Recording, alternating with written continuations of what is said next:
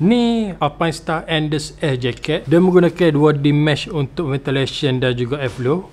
Design yang lebih selesa untuk mengikut bentuk tubuh. Mempunyai compartment waterproof. Lepas tu dia ada banyak poket lah. Satu sini, satu sini, satu sini, satu sini. Lepas tu dia ada satu compartment besar dekat loker.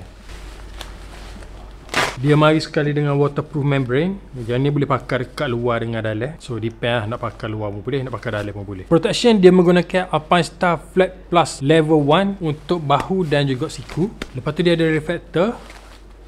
Dan juga ada reflektor dekat belakang. Boleh dipakai dengan tag F5 dan juga tag F3. So jaket ni CE certified dan juga dikategorikan dalam kelas A. Untuk complete touring setup boleh dipakai sekali dengan Endless Air Dry Star Pen. So yang ni adalah jaket touring paling murah daripada Alpine Star. Harga dia adalah 1200 saja. Jaket ni memang versatile untuk touring dan didesainkan untuk optimal performance untuk pelbagai jenis cuaca. Dia menawarkan airflow dan ventilation yang baik untuk cuaca panas dan juga dia mampu untuk adapt cuaca sejuk dan basah. Jadi itu saja daripada saya untuk kali ini. Jika berminat dengan jaket ni boleh datang ke showroom kita. Jadi macam biasa kedai kita buka pukul 10 pagi sampailah pukul 9 malam. Hari Jumaat kita buka pukul 2.30 sampailah pukul 7.30. Jadi itu saja daripada saya untuk kali ini. Assalamualaikum warahmatullahi wabarakatuh.